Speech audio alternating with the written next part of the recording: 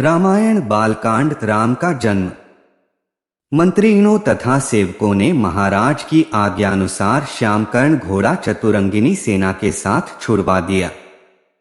महाराज दशरथ ने देश देशांतर के मनस्वी, तपस्वी, विद्वान ऋषिमुनियों तथा वेदविज्ञ प्रकांड पंडितों को यज्ञ संपन्न कराने के लिए बुलावा भेज दिया। निश्चित समय आने पर समस्त अभ्यागतों के साथ महाराज दशरथ अपने गुरु वशिष्ठ जी तथा अपने परम मित्र अंग देश के अधिपति लोकपाद के जामातारिंग ऋषि को लेकर यज्ञ मंडप में पधारे। इस प्रकार महान यज्ञ का विधिवत शुभारंभ किया गया। संपूर्ण वातावरण वेदों की ऋचाओं के उच्च स्वर में पाठ से गूंजने तथा समिधा की सुगंध से महकने लगा। समस्त पंडितों, ब्राह्मणों, ऋषियों आदि को यथोचित धन धान्य, गौ आदि भेंट करके सादर विदा करने के साथ यज्ञ की समाप्ति हुई। राजा दशरथ ने यज्ञ के प्रसाद चरा को अपने महल में ले जाकर अपनी तीनों रानियों में वितरित कर दिया। प्रसाद ग्रहण करने के परिणामस्वरूप परमपिता परमात्मा की कृपा से तीनों रानियों ने गर्भधारण किया।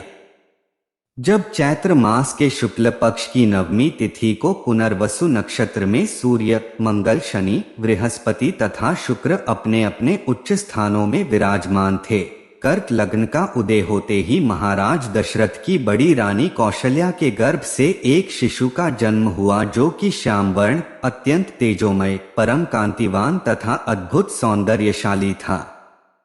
उस शिशु को देखने वाले ठगे से रह जाते थे।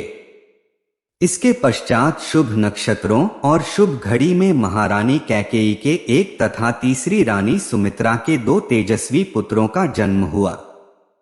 संपूर्ण राज्य में आनंद मनाया जाने लगा। महाराज के 4 पुत्रों के जन्म के उल्लास में गंधर्व गान करने लगे और अप्सराएं नृत्य करने लगी। देवता अपने विमानों में बैठकर पुष्प वर्षा करने लगे। महाराज ने उन्मुक्त हस्त से राजद्वार पर आए हुए भाट, चारण तथा आशीर्वाद देने वाले ब्राह्मणों और याचकों को दान दक्षिणा दी। पुरस्कार में प्रजाजनों को धन धान्य तथा दरबारियों को रत्न, आभूषण तथा उपाधियां प्रदान किया गया। चारों पुत्रों का नामकरण संस्कार महर्षि वशिष्ठ के द्वारा कराया गया तथा उनके नाम रामचंद्र, भरत, लक्ष्मण और शत्रुघ्न रखे गए। आयु बढ़ने के साथ ही साथ रामचंद्र गुणों में भी अपने भाइयों से आगे बढ़ने तथा प्रजा में अत्यंत लोकप्रिय होने लगे। उनमें अत्यंत विलक्षण प्रतिभा थी, जिसके परिणामस्वरूप अल्पकाल में ही वे समस्त विषयों में पारंगत हो गए। उन्हें सभी प्रकार के अस्त्र शस्त्रों को चलाने तथा हाथी, घोड़े एवं सभी प्रकार के वाहनों की सवारी में उन्हें असाधारण निपुणता प्राप्त हो गई। वे निरंतर माता पिता और गुरुजनों की सेवा में लगे रहते थे। उनका अनुसरण शेष 3 भाई भी करते थे।